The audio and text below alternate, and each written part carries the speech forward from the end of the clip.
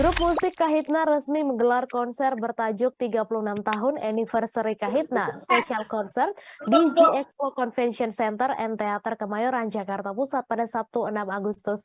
Kali ini Kahitna menggelar sebanyak 2 kali di hari yang sama setiap show. Kahitna memiliki dress code khusus untuk para penontonnya. Sesi pertama, penonton konser diarahkan memakai busana colorful, sedangkan untuk sesi kedua, penonton wajib mengenakan busana dengan nuansa gelap. Untuk informasi selengkapnya akan disampaikan langsung oleh wartawan Warta Kota, Ihwana Mutuah Miko yang kini sudah terhubung bersama kami. Silakan rekan Ihwana. Ya, terima kasih rekan Mei.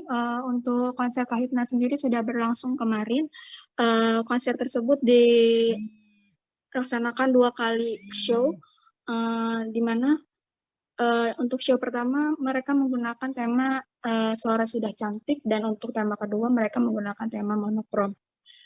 Untuk sore hari semua penonton terlihat berwarna-warni, menyegarkan mata, di mana semuanya ikut dengan tema yang sudah disiapkan oleh Kahitna sendiri. Sudah 2 tahun Kahitna melangsungkan konser ini sampai akhirnya kembali bisa melaksanakan konser tersebut. Seperti itu rekan.